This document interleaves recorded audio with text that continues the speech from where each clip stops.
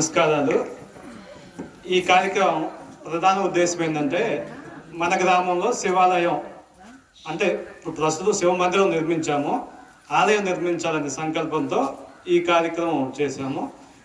ఇది అంటే మన గ్రామంలో శివాలయం అనేది 100 సంవత్సరాల నుంచి అది కలగానే ఉంటుంది కానీ పూర్తి అవట్లా. ఎందుకంటే రకరకాల కారణాలు.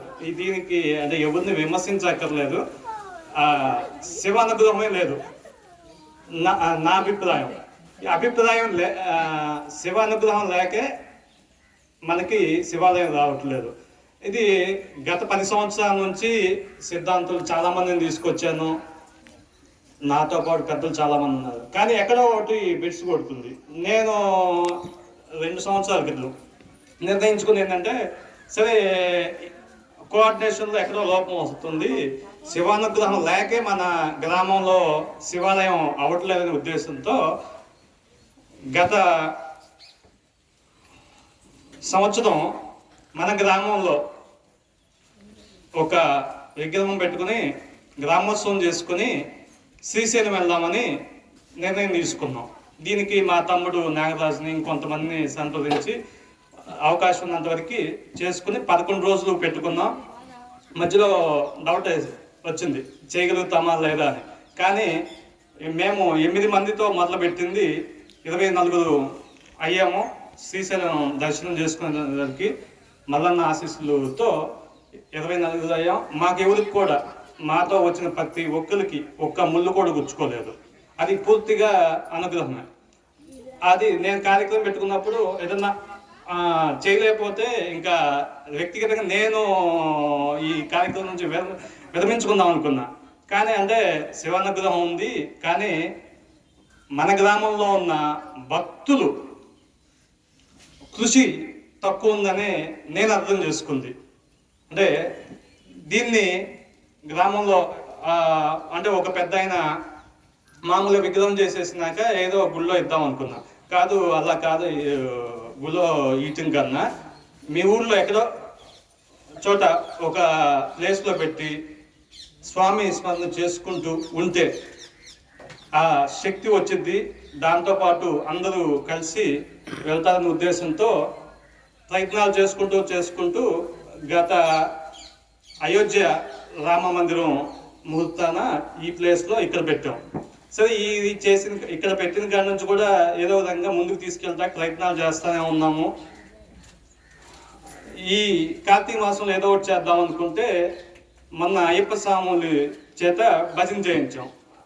గతంతో పోల్చుకుంటే అయ్యప్ప స్వామి భజన చేసినాక కొంచెం వెలుగు వచ్చింది. సరే, అదే రోజు రామ మందిరంలో రామాలయం మన గ్రామంలో 72 గంటలు నామస్మరణ పెట్టారు. చూశాను, ఓకే, అంటే 72 గంటలు చేశారు. నేను శాంతి పిన్ని అక్కడ చేశారు కదా, ఇక్కడ కూడా ఒక 2 రోజుల్లో 3 రోజులు అడిగాను. శాంతి పిన్ని ఫస్ట్ అమ్మో మనం చేయలేము అంది. సరే, చేయగలిగినంత వరకు చేద్దాము, ఆలోచన చేస్తుంటే సరే ఆవిడ ఆలోచించుకొని ఒక 24 గంటలు చేద్దామని అంది.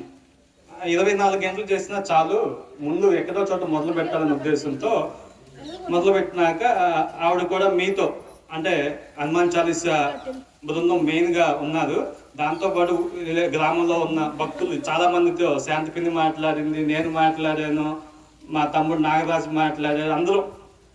దాంతోపాటు ఇప్పుడు మేము ఈ కార్యక్రమంలో దాదాపుగా అందరూ విషయం తెలిసిన వాళ్ళందరూ కూడా భాగస్వాములు అయ్యి కార్యక్రమం చేశారు. అది తర్వాత అదే క్రమంలో మేడం గారితో ఫస్ట్ నేను ఒక పాంప్లెట్, అంటే నాకు తెలిసి నేను చేసుకుంటూ వెళ్తూ ఉంటా, పాంప్లెట్ వేస్తే శాంతి మీద పెడితే వెంటనే మేడం గారికి పంపించి ఇది అంటే విషయం ఒకటే, కానీ దీన్ని కొంచెం గురువు లేకపోతే విద్య వ్యర్థం అంటారు కదా, ఆ సామెతి లాగా మేడం గారు అరుణ్ కుమారి గారు దాన్ని శాస్త్రీయబద్ధంలో పెట్టి పాంప్లెట్ తయారు చేయించాం.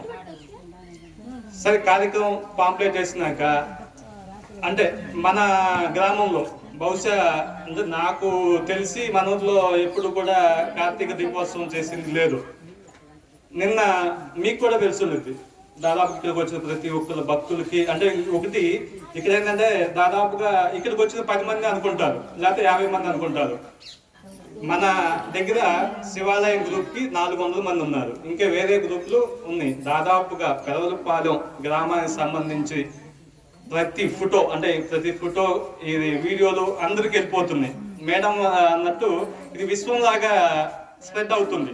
అంటే మేడము ఆధ్యాత్మికంగా చెప్పారు. ఇది ఈ భావజాలం అంటే శివనామం వేరే ఫోన్లో చూసినా కానీ ఆ నామం కూడా జనరేట్ అయినట్టే. సో కార్యక్రమం మొదట ఏదో కొద్ది మందితో అనుకున్నాము, అది ఆటోమేటిక్గా అనుకోకుండా అంటే మామూలుగా మొన్న సాయంత్రం 7 గంటల వరకు కూడా వేరే గ్రామం నుంచి వస్తారని శాంత పిండి అనుకోలేదు, నేను అనుకోలేదు. మేడం గారు అనుకున్నారో లేదో నాకు తెలియదు. ఏంటంటే అలా ఖాళీ లేదు నాకు. నేను తెనాలిలో పెద్ద కార్యక్రమం చేసి రాత్రికి వచ్చిన తర్వాత ఆలోచించా, సరే ఎట్లాగో హైదరాబాద్ వాళ్ళ కార్యక్రమం కారణం ఏంటి తెలుసా, ఆయన పెద్ద స్వామీజీ అండి. 1 రోజులు పారాయణ చేయమన్నాడు లలిత విష్ణు. 1 రోజులు కష్టమన్నాం. వారానికి 100 మందిని పంపించమన్నాడు. సరే అయిపోయింది, కుదరలా, అనుగ్రహం లేదు. సప్తాహం అని మొన్న 24 నుంచి శనివారం వరకు సప్తాహంతో హైదరాబాద్ వెళ్ళాం. అన్నీ చూసాం, అది ఏంటి ఇంతమందిని. సరే 200 మందిని పంపించమన్నాడు ఆయన. నాకు వీలు కాలేదన్నారు, 100 అన్నారు. అలా బ్రేక్ అయిపోయింది. అందువల్ల శివానుగ్రహం లభించింది. ఈ కార్యక్రమం మొదలు పెట్టిన కాడి నుంచి